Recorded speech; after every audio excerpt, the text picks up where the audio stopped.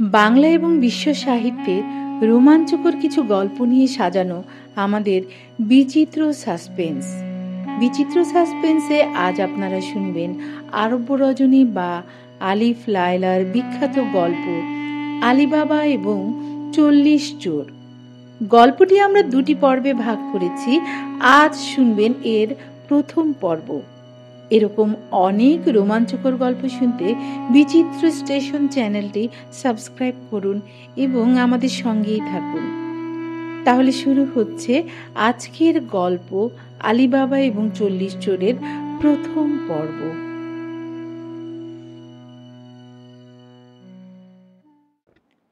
অনেক অনেক দিন আগের কথা।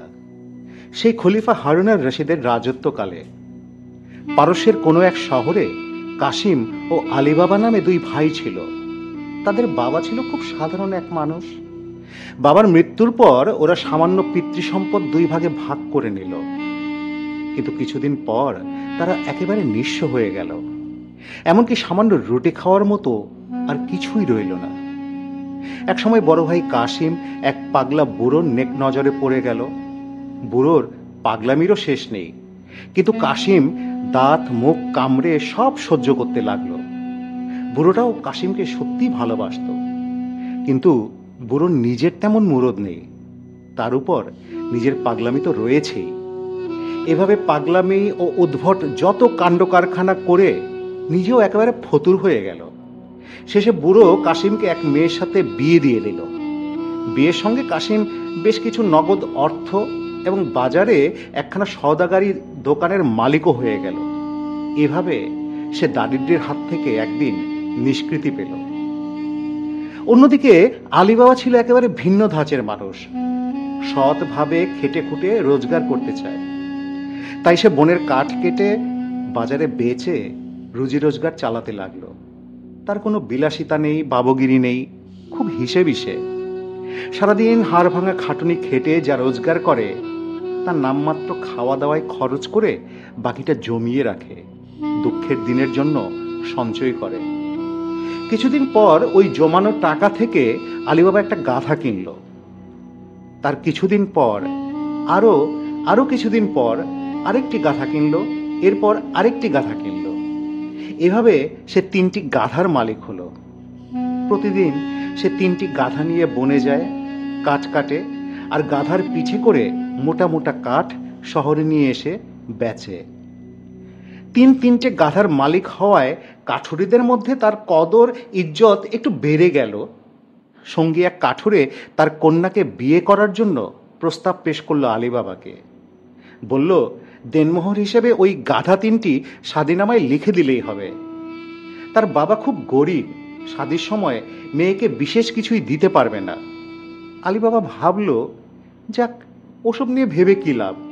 খোদার মেহেরবানি থাকলে গরিবের বড়লোক হওয়া আটকায় কে? শাদীর কয়েক বছরের মধ্যেই আলিবাবার কয়েকটি ফুটফুটে বাচ্চা কাচ্চা হলো। আনন্দে ভরে উঠল ঘর সংসার। নাইবা থাকলো প্রাচুর্য, নাইবা থাকলো বালাখানা, যার জোটে তাতে তুষ্ট থাকতে পারলে তার চেয়ে সুখ আর কোথাও নেই। আলিবাবা এরকম মানুষ অল্পতেই যে সন্তুষ্ট থাকে। ছেলে পুলে বউ নিয়ে সে খুব সুখী, অন্ধকারেও সে সুখ খুঁজে পায়।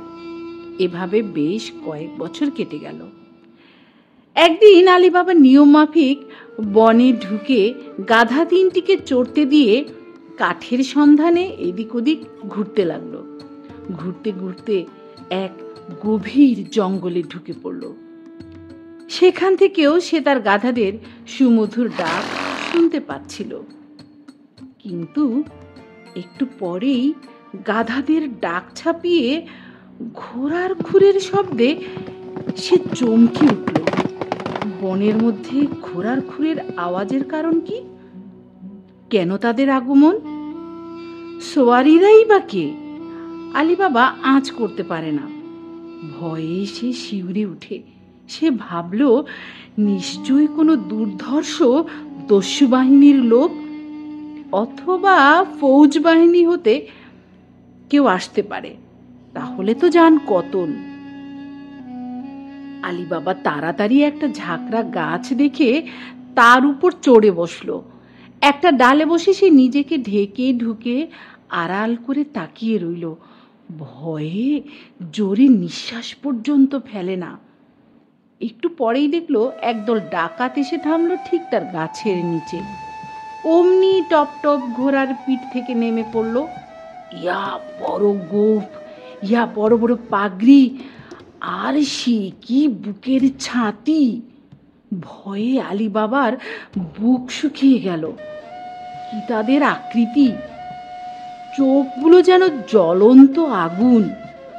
জুলফি নেমের দাড়ির সঙ্গে মিলে মিশে একাকার। মুখের চোয়াল তো নয়, যেন পেটানো লোহার আস্ত পাত বসানো।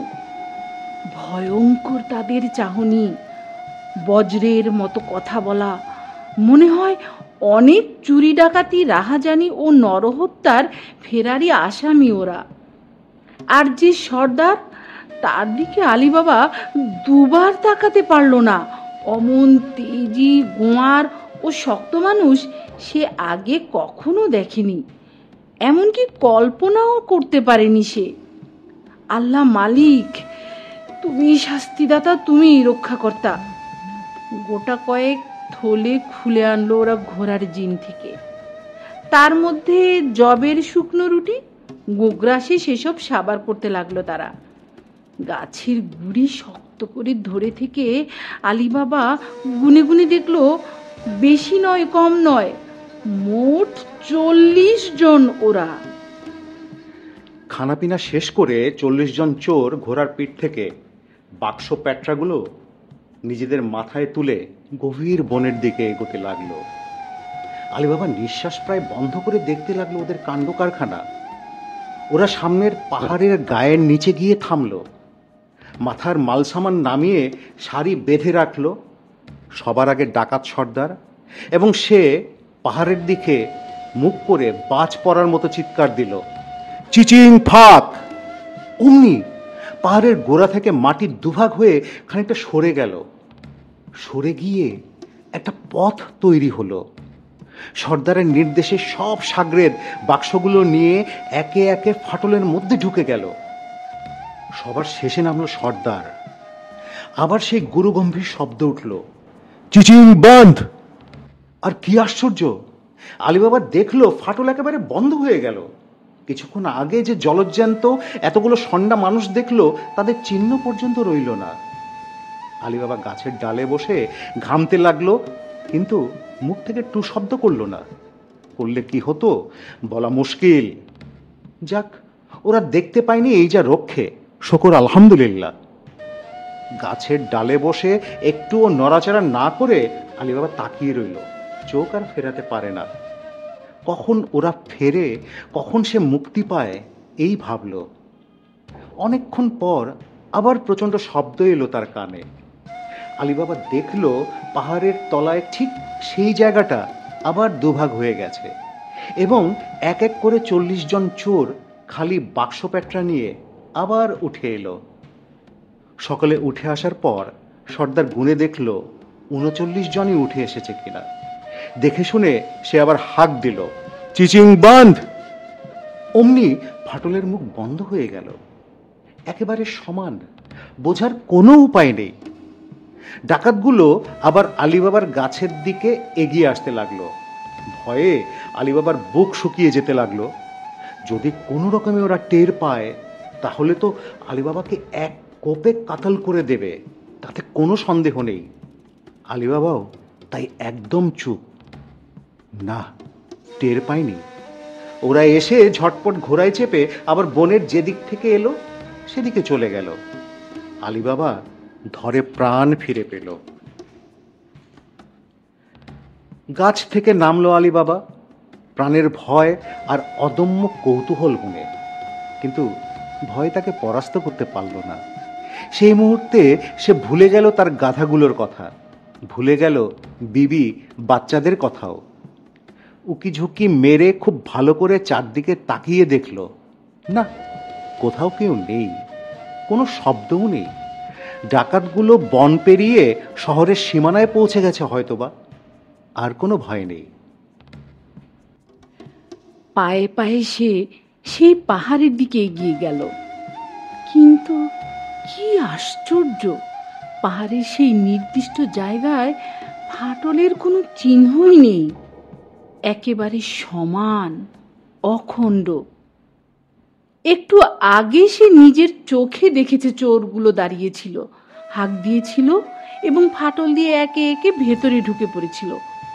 তারপর বাক্স প্যাঁটরা খালি করে আবার উঠে এসেছিল। গোনাগুনতি 40 চোর, একজনও বেশি নয়, একজনও কম নয়। তবে কি পুরোটাই ভেলকি?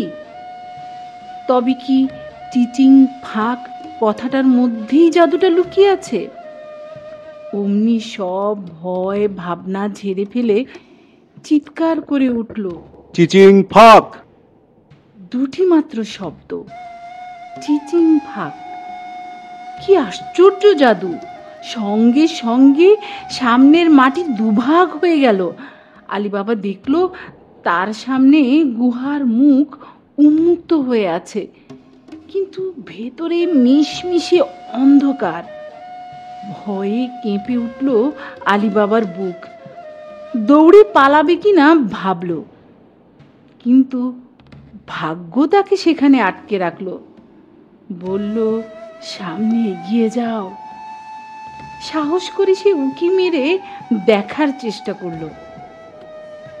একটা সিঁড়ি নেমে গেছে, নিচে প্রকাণ্ড ঘর। ঘরের দেয়ালগুলো পাথরের। কে বা কারা পাহাড়ের কঠিন পাথর কেটে বানিয়েছে।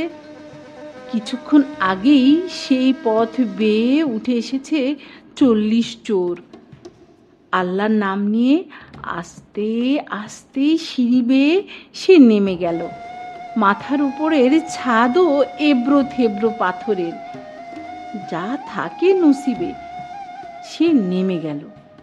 ঘরের ঠিক মাঝখানে রাশি রাশি মালপত্র স্তূপে স্তূপে সাজানো, গাট গাট দামি রেশমি কাপড়, সোনার দিনার ভর্তি বাক্স, মণি মুক্তার বাক্স, আরো কত কি!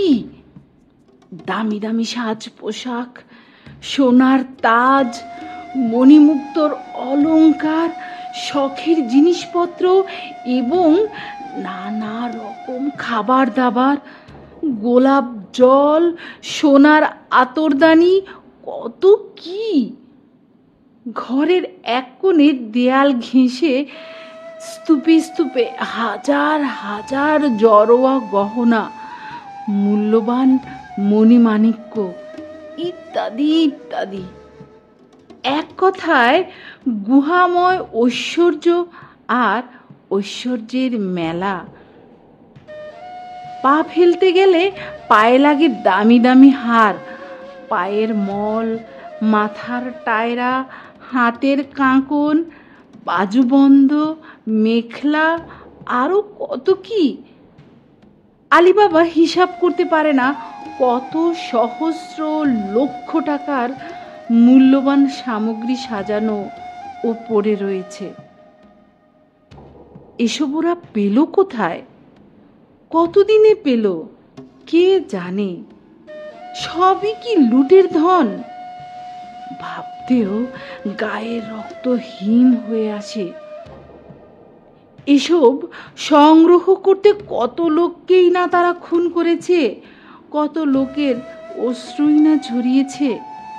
তা না হলে এই বিপুল ঐশ্বর্য, যা রাজা বাদশার ভাণ্ডারেও দুর্লভ, ওরা পাবে কোথায়? কি ঝকঝকে চকচকে অলংকার, কি তার জৌলুস! আলিবাবা ভাবল, মাত্র 40 জন লুটেরা ডাকাত সারা জীবন ধরে ডাকাতি রাহাজানি করে এই পর্বত প্রমাণ সম্পদ সংগ্রহ করে, মানে কি করে এসব করলো তারা? অসম্ভব। এই ধন ভাণ্ডার এক পুরুষের সংগ্রহে গড়ে তোলা সম্ভব নয়। যুগ যুগ ধরে বহু পুরুষ মিলে এসব জোগাড় করেছে এখানে। মনে হয় এই 40 চোর ব্যাবিলনের সেই কুখ্যাত দস্যুদেরই বংশধর। গুহার ভেতরে এই অনন্ত ঐশ্বর্যের ভাণ্ডারে আলীবাবার নানা কথা মনে হতে লাগলো। তার মনে হলো বাদশাহ সুলেমান বা আলেকজান্ডারের ধন দৌলতকেও এসব হার মানায়। তারাও এত সব ধনরত্ন চোখে দেখেনি। আলীবাবা ভাবল তার সত্যনিষ্ঠা, কঠোর পরিশ্রম এবং পরিবার পরিজনদের প্রতি দায়িত্ব ও কর্তব্যবোধের প্রতি সন্তুষ্ট হয়ে স্বয়ং আল্লাহ তাকে এই প্রভূত ইনামের দরজা খুলে দিয়েছে। এই সম্পদ আহরণের ইতিহাস অবশ্যই খুনে রাঙা, কিন্তু যে শয়তান দস্যুরা ভোগ করবে বলে নির্বিচারে নরহত্যা করে ধনরত্ন আহরণ করে তাদের ভোগবিলাসের জন্য এসব নয়। তারা ইচ্ছা করলেও ভোগ করতে পারে না। আলীবাবা এই ভেবে আত্মপ্রসাদ লাভ করে। পাপীদের ভোগ করবার অধিকার আল্লাহ রাখেননি। দুনিয়ার তামাম সুখ সম্পদ পুণ্যবানদের জন্য তিনি বরাদ্দ রেখেছেন। সুতরাং এসব আমার বিবি বাল বাচ্চাদের সুখের জন্যই এই ধনরত্ন এখানে জমা হয়ে আছে। কিন্তু আমাকেও লোভী হওয়া চলবে না। আল্লাহ লোভীদের পছন্দ করে না। আমি কোনো দিন লোভ করব না। একটা খাবার ভর্তি থলে মেঝেতে উপুর করে ঢেলে দিয়ে সোনার দিনারে ভরে নিল আলীবাবা। রূপোর চাঁদির দিকে সে চোখও দিল না, কারণ এক বস্তা সোনার দিনার বয়ে নিয়ে যাওয়াই কষ্টকর। অন্য কিছু নেবে কি করে? আলীবাবা বস্তাটা কাঁধে তুলে সিঁড়ি বেয়ে ওপরে উঠে আসে। আরও একটা বস্তায় সোনার মোহর ও হিরে মানিক বোঝাই করে। এভাবে এক এক করে অনেকগুলো বস্তা সে মহা মূল্যবান ধনরত্নে বোঝাই করে সিঁড়ির ওপরের ধাপে নিয়ে আসে। আলীবাবা ভাবে, আর না, 3টি গাধা এর বেশি ভার বইতে পারবে না। কাঠের বোঝা তো নয়, এও হলো সোনা দানা, যেমন মূল্যবান তেমন ভারী। আজ এই পর্যন্তই থাক, পরে আবার আসা যাবে। এরপর সে খুশি মনে হাঁক ছাড়ে, চিচিং ফাক। অমনি গুহার মুখ খুলে যায়। সে শেষ বস্তাটা নিয়ে আসে। আলীবাবা গাধা 3টা নিয়ে আসে। বস্তাগুলো সমান ভাগে ভাগ করে গাধার পিঠে তুলে দেয়, ভালো করে বেঁধে দেয়। এরপর চিচিং বান বলতেই গুহার মুখ বন্ধ হয়ে যায়। একেবারে নিখুঁত সমান, কোথাও কোনো ফাটল নেই, একটুও চিহ্ন নেই। এরপর গাধা 3টাকে আদর সোহাগ মাখা নানা সম্বোধন করে তাড়াতে তাড়াতে খুশি মনে শহরে ফিরে এলো। বাড়ির সামনে এসে আলীবাবা দেখল সদর দরজা ভেতর থেকে বন্ধ। কেন জানি না আপনা থেকেই মুখ থেকে বেরিয়ে এলো চিচিং ফাক। আর তখনই দরজা খুলে গেল। তারপর গাধাগুলোকে নিয়ে ভেতরে ঢুকলো, পিছন থেকে বলল চিচিং বন্ধ। আর তখনই বন্ধ হয়ে গেল। অবাক কাণ্ড তো। থাকবে, আলীবাবার ভাবল না। আলীবাবার বিবি গাধার সুমধুর ডাক শুনে বাইরে এসে তাজ্জব বনে গেল। হায় আল্লাহ, সদর দরজা তো নিজের হাতে বন্ধ করেছিলাম আমি, তুমি ঢুকলে কি করে গো? আলীবাবার বাদী মার্জানা তখন ঘরে ছিল না। বিবি তাকে কাজে পাঠিয়েছে, আসতে সন্ধে হবে। বিবি তো অবাক। কে দরজা খুলে দিল? আলীবাবা বিবির প্রশ্নের জবাব না দিয়ে বলল, এই বস্তাগুলো আল্লাহর দেয়া ইনাম বিবি জান, একটু হাত লাগাও, ঘরে তুলে রাখি। তোমার আর কষ্ট করতে হবে না, বাচ্চাদের জীবন কেটে যাবে হেসে খেলে। আলীবাবার বিবি বস্তায় হাত দিয়ে বুঝতে পারে টাকায় ভর্তি, কিন্তু সবগুলো যে সোনায় ভর্তি তা ভাবতেও পারে না। মনে করে হয়তোবা তামার চাপকে। ভয়ে তার বুক কেঁপে ওঠে। তবে কি তার স্বামী ডাকাত দলের সামিল হয়েছে? লুটেরার সাগরেদ হয়েছে? হায় আল্লাহ, সর্বনাশ! ওর এই কুমতি কি করে হলো? তারপর মুখ ফুটে বলল, করেছো গো? শেষমেশ চোর ডাকাতের দলে নাম লিখিয়েছো? খুন খারাপিতে মেতেছো কেন? মোটা কাপড় কি আমাদের জুত ছিল না?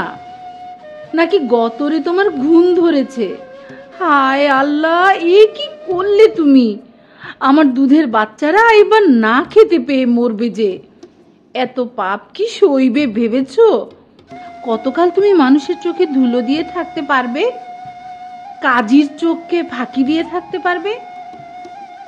সুলতানের নজর এড়াবে কি করে? কি করে? বলে আলীবাবার বিবি কপাল চাপড়াতে থাকে। আলীবাবাও বিবির মুখের উপরে বলে, কি আবল তাবল বক বক করছো? আগে বস্তাগুলো সামলাও, তারপর কথা। এমন অলক্ষণী জিনিসপত্র ঘরে আনলে কেন তুমি? এত পাপ কি সইবে মনে করেছো? আমার বাল বাচ্চাদের অমঙ্গল হবে যে। না না না, তুমি আমার কথা শুনো। এগুলো আবার গাধার পিঠে চাপিয়ে বাড়ির বাইরে কোথাও নিয়ে গিয়ে ফেলে দিয়ে এসো। আমি তোমার দুটো পায়ে ধরছি, আমার মিনতিটুকু রাখো, দোহাই তোমার। আলীবাবা আর চুপ থাকতে পারল না। ইয়াল্লাহ, এ কি নির্বোধ বউয়ের পাল্লায় পড়েছি আমি।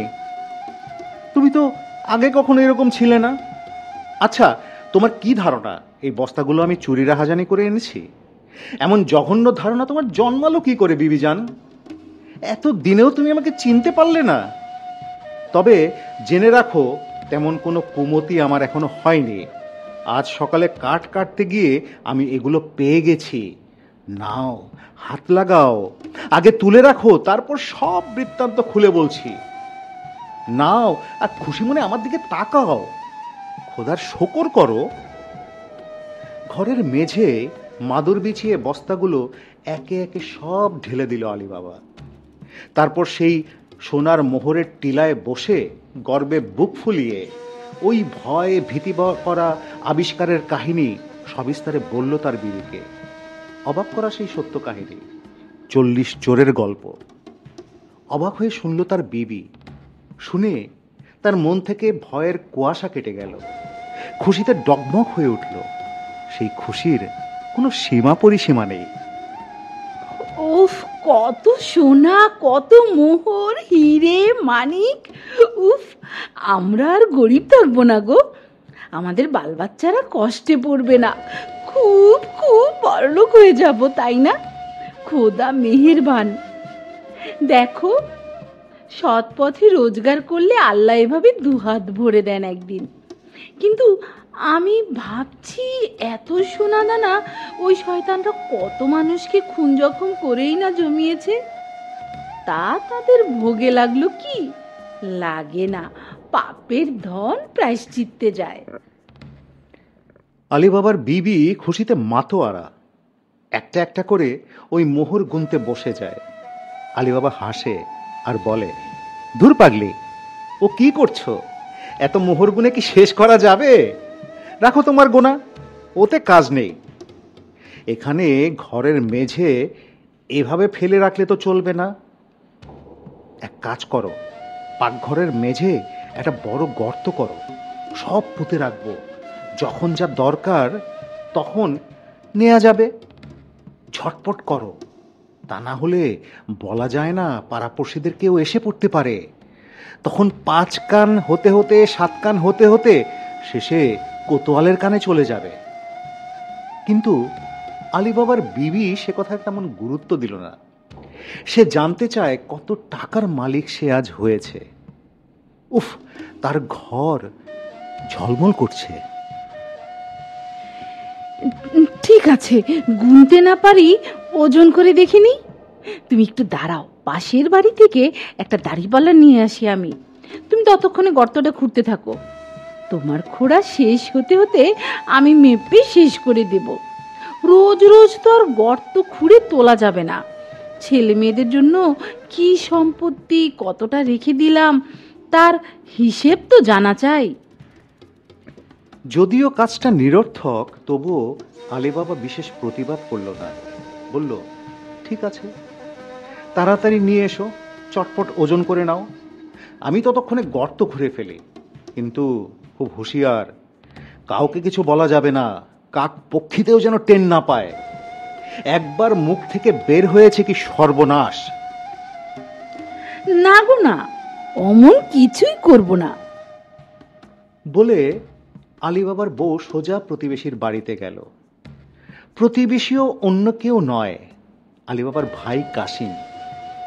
কাশিমের বউটা দেখতে কুৎসিত কদাকার, যেমন দেখতে তেমনি রুচি ও স্বভাবেও। ভুলেও সে কখনো আলিবাবার বাড়ির দিকে পা মারায় না। তার প্রধান কারণ, আলিবাবা গরিব। যদি কখনো কিছু চেয়ে বসে, প্রতিদিন যদি এটা সেটা ধার চায়, আলিবাবার বউ সেধেই আলাপ জমাতে চায়, কিন্তু কাশিমের বউ তেমন পাত্তা দেয় না। ভাবে হয়তোবা ধার চাইতে এসছে, তাই এই আধেখেলা পানা। গরিবকে কেউ পাত্তা দেয় না, এটাই দুনিয়ার নিয়ম। তোমার দাড়ি পাল্লাটা একটু দেবে বোন, এখনই দিয়ে যাব। কাশিমের বউ পাল্লার কথা শুনে কৌতূহলী মুখ তুলে যায়। অবাক হয়ে ভাবে, কারণ সে জানে আলিবাবা ভীষণ গরিব, দিন আনে দিন খায়।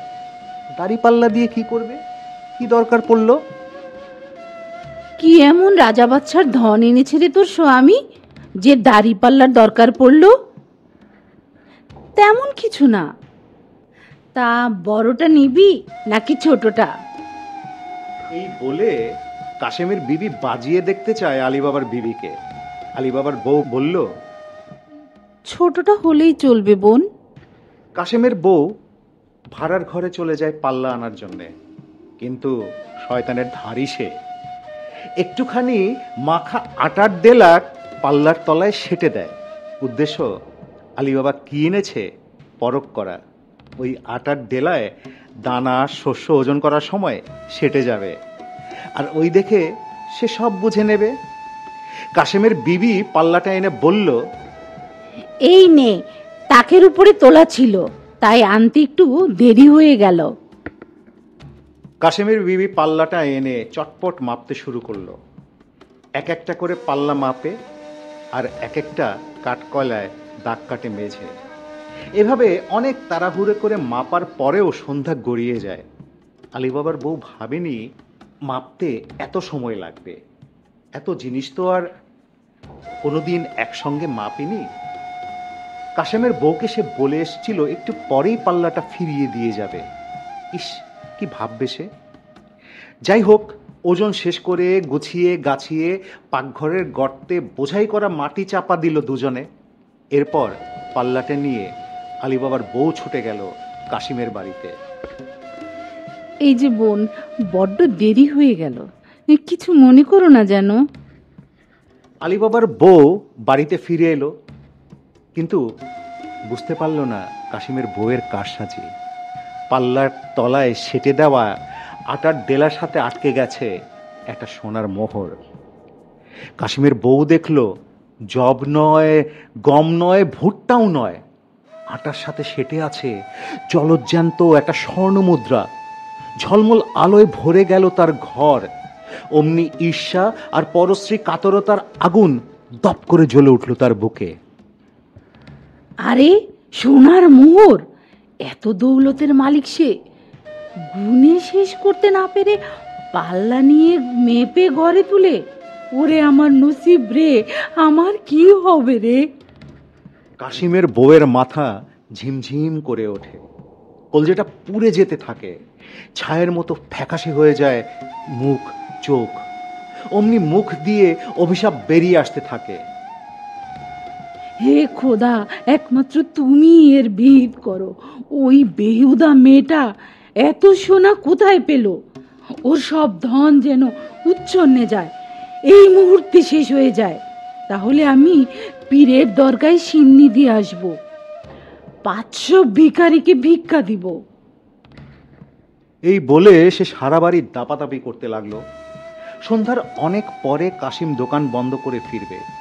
ততক্ষণ পর্যন্ত কাশিমের বিবি ধৈর্য ধরে বসে থাকতে পারবে না। তক্ষুনি সে কাজের লোককে দোকানে পাঠিয়ে দিল কাশিমকে ডেকে আনার জন্যে। কাশিম অসময়ে দোকান বন্ধ করে ঘরে ফিরে এলো। তাকে দেখা মাত্র কাশিমের বিবির রাগ, ক্ষোভ এবং আক্রোশ বেড়ে গেল। প্রায় উন্মাদিনীর মতো অবস্থা তার। কাশিমের উপর রাগ ঝাড়তে লাগলো শিলাবৃষ্টির মতন। সমানে খারাপ কথা বলতে লাগলো, বাক্য বান মারতে লাগলো তীক্ষ্ণ তীরের ফলার মতন। কাশিম কিছুই বুঝতে না পেরে কাছে গিয়ে বিবিকে সোহাগ জানিয়ে বলল, কি হয়েছে, এত উত্তেজিত কেন? থাক, অত সোহাগ জানাতে হবে না। বলি, চোখের মাথা খেয়ে বসে আছো নাকি? কেন, কি হয়েছে? আমার মাথা হয়েছে, এই দেখো কি হয়েছে। এই বলে সোনার মোহরটা সে কাশিমের নাকের ডগায় ছুঁড়ে মারল। দেখো, চোখ মেলে চেয়ে দেখো, তোমার গুণধর ভাইটি বাড়ি থেকে খয়রাতি এসেছে তোমার কাছে। তুমি তো একটা দোকানের মালিক হয়ে গর্বে মাটিতে পা পড়ে না। তোমার অহংকার, তোমার মতো রোজগার আর কেউ করতে পারে না। কিন্তু ভুল, সব ভুল। তোমার ভাইয়ের 3টি মাত্র গাধা, লাকড়ি বেচে খায়। তার ঘরে আজ সোনাদানা রাখার জায়গা নেই। এত ধন দৌলত যে গুণে শেষ করতে পারে না। আমার কাছ থেকে দাড়িপাল্লা নিয়ে ওজন করে রাখে। আর তুমি তুমি একটা অপদার্থ। আমার বাপের দেওয়া একটা দোকান হাতে পেয়েও কিছু করতে পারো না। মোটা টাকা ঘরে আনতে পারো না। মুরদ নেই 1 ছটাক। কাশিম ভেবে পায় না কি জবাব দেবে। জাহাবাজ বউ ছাড়ার পাত্রী নয়, হিংস্র বাঘিনীর মতো ঝাঁপিয়ে পড়তে চায় তার উপরে। না, আমি মুখ বুজে সহ্য করব না। যাও, তোমার ভাই রত্নটিকে গিয়ে জেরা করো। কোথায় পেল সে এত সোনা, এত মোহর? কি তার সূত্র, কি গোমর, আমি জানতে চাই। সে না তোমার ভাই? যাও। বিবির ক্ষোভ, রাগ ও যুক্তিতে কাশিম বুঝতে পারল তার ভাই আলী বাবা কোনো না কোনো উপায়ে ধন দৌলতের মালিক হয়েছে, ভাগ্য পরিবর্তন করেছে। ভাইয়ের সৌভাগ্যের কথা শুনে সেও খুশি হতে পারল না, ঈর্ষায় কাতর হয়ে পড়ল। একটু ধাতস্থ হয়ে আসল ঘটনাটা জানার জন্য কৌতূহলী হয়ে সে আস্তে আস্তে আলী বাবার বাড়ি গিয়ে পৌঁছালো। আলী বাবা কোদালটা সাফ করছিল। কাসিম কোনো রকম রাগঢাক না করে, ভদ্রতার বালাই না করে বলল, কিরে গাধার বাপ, ব্যাপারটা কি? তুই আমার সাথে বড়লোকি দেখাতে চাস কোন সাহসে? না হয় তোর 2 পয়সা করি হয়েছে তাই বলে দাড়িপাল্লায় মোহর গুজে দিয়ে নবাবি চল দেখাবি? এত আসপদ্ধা তোর? আমি না তোর বড়? আলী বাবা হকচকিয়ে যায়, বিড়মি খায়, বুক দুরু দুরু করে ওঠে। সে ভালোভাবে জানে কাশিম আর তার বউ কি পরিমাণ লোভী আর ধূর্ত। আলী বাবা বলল, খোদার কসম, তুমি কি বলছো বড় ভাই? আমি তো কিছুই বুঝতে পারছি না। একটু খোলাসা করে বলবে ব্যাপার কি? তুমি আমার আপন ভাই, রক্তের সম্পর্ক আমাদের। কতকাল তুমি আমার খোঁজ খবর নিতে আসো না, আজ এসেই এমন রাগারাগি করছো কেন বড় ভাই? ঠিক আছে, যা জানতে চাও বলো, আমি কথা দিচ্ছি তোমার কাছে কিচ্ছু গোপন করব না। তুমি বলো। গর্জে ওঠে কাশিম। আলী বাবা, শাক দিয়ে মাছ ঢাকা যায় না। তুই কিছু জানিস না বলে ন্যাকা সাজলে আমি আর বিশ্বাস করব না। আমি জানি তুই লুকাতে চাচ্ছিস আমার থেকে। এই বলে সে আলী বাবার নাকের উপর মোহরটা ধরে বলল, কি চিনতে পারছিস? এরকম কতগুলো মোহর বাক্সে ভরেছিস, কোথায় পেলি? চোর কাহিকা, তুই আমার বংশের কলঙ্ক, কুলাঙ্গার। আলী বাবা কি বলবে কিছুই ভেবে পায় না। তার বিবির নির্বুদ্ধিতার জন্যই এই কাণ্ড ঘটে গেল। বড় ভাই, সব খোদার মেহেরবানি। খোদার মর্জি করলে কি না হয়। তিনি দিলে ঘরে রাখার জায়গা হয় না, আর কেড়ে নিলে বাচ্চার ভাণ্ডারও শূন্য হয়ে যায়। এরপর সে আদ্যপান্ত সমস্ত কাহিনী খুলে বলল ভাইকে, শুধু চিচিং ফাঁকের রহস্যটুকু গোপন রাখল। তুমি আমার আপন ভাই, তোমার সঙ্গে আমার লুকোচাপা কিচ্ছু থাকতে পারে না বড় ভাই। আমি যা পেয়েছি, যা ঘরে তুলে এনেছি, তাতে আমার যেমন অধিকার, তোমারও তেমনি সমান অধিকার আছে। ভাইয়ে ভাইয়ে অমিল থাকতে পারে না। তুমি এসো ভাই, ভেতরে আসো, আধা আধি বকরা নিয়ে যাও।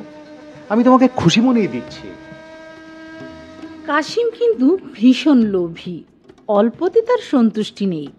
সে আলীবাবার প্রস্তাবে সম্মত হলো না, বলল, না না, ওসবে আমার হবে না। ওই গুহায় ঢোকার উপায় বলে দে আমাকে। আমার যা দরকার আমি নিজে নিয়ে আসবো সেখান থেকে। কিন্তু সাবধান, আমাকে ধোকা দিতে চেষ্টা করবি না, ভাওতা দিবি না। তাহলে আমি তোকে জানে খতম করে দিব। সোজা গিয়ে কোতোয়ালিতে এজাহার দিয়ে আসবো তোর নামে। তুই একটা মহাচোর। চুরির মাল সামান তোর ঘরে খুঁজে পেলে কি অবস্থা হবে একবার ভেবে দেখ। আলীবাবা ঠিক জানে কাশিমের অসাধ্য কিচ্ছু নেই। চুরির দায়ে এসে তাকে অনায়াসে আসামির কাঠগড়ায় দাঁড় করাতে পারে, এমনকি ফাঁসিতেও লটকাতে পারে। এবং তা যদি হয় তাহলে তার বাল বাচ্চা ও বউয়ের কি হাল হবে ভাবতেও তার বুক কেঁপে ওঠে। আলীবাবা আর দেরি করে না, ভাইকে গুহায় ঢোকার রহস্য, সেই চিচিং ফাঁক এবং চিচিং বন্ধ, এই দুটো জাদুমন্ত্র শিখিয়ে দিল। কাশিম আর এক মুহূর্ত দেরি না করে রাতারাতি আমির বাদশাহ হওয়ার স্বপ্নে মশগুল হয়ে পড়ল। আলীবাবার দিকে ভ্রুক্ষেপ না করে আর একটি কথাও না বলে হনহন করে নিজের বাড়ির দিকে ছুটল। পরদিন ভোর হতে না হতেই কাশিম 10টা খচ্চরের পিঠে 20টা বস্তা চাপিয়ে সেই জঙ্গলের প্রান্তে গিয়ে পৌঁছল। আলীবাবার বর্ণনা মতো এগুতে এগুতে একসময় সেই পাহাড়ের নিচে গুহার সামনে গিয়ে দাঁড়ালো। কাশিমের সারা শরীর এক অজানা পুলকে রোমাঞ্চিত হয়ে উঠল। অফুরন্ত ধন দৌলতের সামনে যে এসে পড়েছে, আর ভাবনা কি, এখন সব সম্পদ তার হবে। সে দুনিয়ার সবচেয়ে বড় ধনী, বাদশার বাদশাহ, সুলতানদের সুলতান। উফ, ভাবতেও সারা শরীর কাটা দিয়ে উঠল আনন্দে ও রোমাঞ্চে। আলীবাবার বর্ণনা মতো গুহার মুখও সে পেয়ে গেল। অতিরিক্ত আনন্দ এবং উত্তেজনায় সে চিৎকার করে বলে উঠল, চিচিং ফাক! আর কি আশ্চর্য, সঙ্গে সঙ্গে পাহাড়ের গায়ে ফাটল দেখা দিল। ঘর ঘর শব্দ করে সেই ফাটল বড় হতে হতে একটি বড় গর্ত হয়ে গেল। কাশিম ঝুঁকে পড়ে দেখতে পেল একটা পাথরের সিঁড়ি নিচের দিকে নেমে গেছে। আলীবাবা যেমন বর্ণনা করেছিল হুবহু ঠিক সেরকম, একেবারে মিলে গেল। কাশিম আর ধৈর্য ধরে রাখতে পারল না, চিচিং বন্ধ বলে তরতর করে নিচে নেমে গেল। আর প্রায় সঙ্গে সঙ্গে পাহাড়ে গায়ের ফাটল জোড়া লেগে গুহার মুখ বন্ধ হয়ে গেল। তা যাক, খোদার মর্জি সব। দরজা খোলার জাদুও তো তার জানা আছে, ও নিয়ে এখন আর মাথা ঘামিয়ে কাজ নেই। তার চেয়ে কোথায় ধন দৌলত আছে সেটা দেখাই দরকার। তাড়াতাড়ি সব হাতড়ে নেওয়াই হলো আসল কাজ, বাড়ি বয়ে নিয়ে যাওয়াই হলো তার আসল কাজের কাজ। কি করে সেসব বস্তাবন্দি করে ওপরে উঠানো যাবে তাই ফন্দি ফিকির মনে মনে ভাজতে লাগবে সে। আহ্লাদে আটখানা হয়ে সে একসঙ্গে 3টা ধাপ লাফিয়ে লাফিয়ে ছুটল। সিঁড়ি বেয়ে গুহার নিচে ঢোকার সঙ্গে সঙ্গে মণি মাণিক্য হিরে জহরতের জেলায় তার চোখে ধাঁধা লেগে গেল, মাথা ঘুরে গেল। ইয়া আল্লাহ, দুনিয়াতে এত ধন দৌলত থাকতে পারে সে কল্পনা করতে পারেনি কোনোদিন। সোনা দানা হিরে মুক্তোর কি জেল্লা রোশনাই! একের পর এক বস্তা ভরতে লাগলো কাশিম। শুধু সোনা মোহর মণিমাণিক্য ছাড়া কম দামি আর কিছুতেই সে হাত দিল না। কিন্তু কতই বা সে নিতে পারে? যেদিকে তাকায় চোখ আটকে যায়, কোনটা ফেলে কোনটা নিবে বুঝে উঠতে পারে না। মাত্র 10টা খচ্চর আর 20টা বস্তা মাত্র সে এনেছে, ওরা কত ভারী বা বইতে পারবে? কাশিমের মাথা ঘুরে গেল। বস্তাগুলো একে একে টানতে টানতে সিঁড়ির তলায় জড়ো করলো। এবার গুহার মুখ খুলে বাইরে বের হওয়ার পালা। কিন্তু সেই যে কি যেন ফাঁক, ধুর, কিছুতেই তো মনে পড়ছে না। সর্বনাশ, তাহলে বের হবে কি করে? এরই মধ্যে সে মন্ত্রটা ভুলে গেল। অনেক চেষ্টা করেও সে সেই চিচিং শব্দটা মনে করতে পারে না। তাহলে উপায়? আচ্ছা, সে ভুলল কি করে? ধুর, কি করে ভুল হয়? মুহূর্তে কাশিমের মুখ সাদা ফ্যাকাশে হয়ে যায়, ভয়ে গলা কাঠ হয়ে যায়, বুক দুরু দুরু করে ওঠে, জোরে সে চিৎকার করে ওঠে, সীম ফাঁক! না, খুলল না তো। আবার গর্জে ওঠে, আবার ফাঁক! আবার আবার, কিন্তু দরজা একটুও ফাঁক হয় না। কাশিম আবার চিৎকার করে ওঠে, শিম ফাঁক, আলু ফাঁক, লাউ ফাঁক, হীরা ফাঁক! কিন্তু সেই দরজা আর খুলে না। কাশিম ঘামতে থাকে, ভয়ে শিউরে উঠে, দাঁত মুখ খিচিয়ে সে প্রাণপণে মনে করতে চেষ্টা করে সেই চিচিং শব্দটি। হায় রে, দুনিয়ায় যত বস্তুর নাম মনে পড়ে যায়, শুধু ওই চিচিং ছাড়া কিছুতেই মনে করতে পারে না। না না না, হায় হায় রে পোড়া কপাল, কি হবে এখন? অসহায় ভাবে সে তার কপাল চাপড়াতে থাকে। আল্লাহ! হায় হায় আল্লাহ, আমার পোড়া কপাল, আমার এখন কি হবে? অসহায় ভাবে সে দুহাতে কপাল চাপড়াতে থাকে। আল্লাহ আল্লাহ, এ কি হলো আমার? একটু আগেও যা জিভের ডগায় ছিল, এখন কোথায় গেল? এখন মনে পড়ছে না কেন? এখন মনে পড়ছে না কেন? কেন কেন? পাথরের দেয়ালে সে মাথা কুটতে থাকে, কিন্তু ব্যথা পাওয়া ছাড়া আর কিছুই জোটে না। হতাশ হয়ে পড়ল সে, চোখে অন্ধকার দেখতে লাগলো। অবসাদ নেমে এলো দেহে, নেতিয়ে পড়ে যায় পাথরের মেঝেতে। শরীর অসাড় হয়ে পড়ে, চোখে তন্দ্রা নেমে আসে, আর ভাবতে পারে না। কিন্তু সেও অল্পক্ষণের জন্য আবার উঠে দাঁড়ায়, স্মৃতির সঙ্গে লড়াই করে। কত শব্দ মনে পড়ে যায়, কত ফলের নাম, ফুলের নাম, শস্যের নাম, পাখির নাম, সবজির নাম, কিন্তু আসল বস্তুটির নাম মুখে আসে না। স্মৃতি তার সঙ্গে বেইমানি করে। কাশিম বুঝতে পারে এ আল্লাহরই কারসাজি, দুনিয়ার মালিকের খেল। তিনিই তাকে সমুচিত শিক্ষা দেওয়ার জন্য তার স্মৃতি থেকে শব্দটি বেমালুম লোপাট করে নিয়ে গেছেন, তার লোভের সাজা দিচ্ছেন। খোদা, সবই তার মর্জি, সবই তার খেল। আল্লাহ, আমাকে মাফ করো, আমি আর কখনো লোভ করব না। আমাকে এই সোনার কয়েদখানা থেকে মুক্তি দাও তুমি। আমি ওয়াদা করছি আল্লাহ, কসম খাচ্ছি, এই সোনা দানা হিরে জহরত কিছুই সঙ্গে নিয়ে যাব না।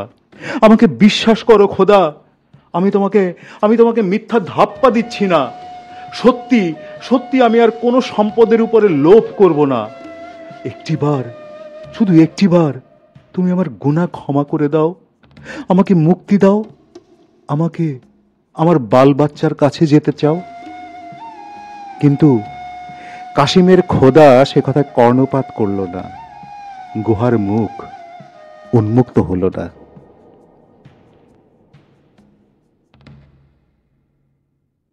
বিচিত্র স্টেশনের বিচিত্র সাসপেন্সে আজ আপনারা শুনলেন আরব্য রজনী বা আলিফ লায়লার জনপ্রিয় গল্প আলিবাবা এবং 40 চোরের প্রথম পর্ব।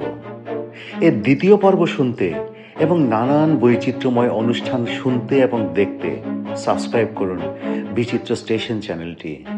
বেল আইকন প্রেস করুন, নোটিফিকেশন পেয়ে যাবেন। বিচিত্র স্টেশনের সাথে থাকবেন।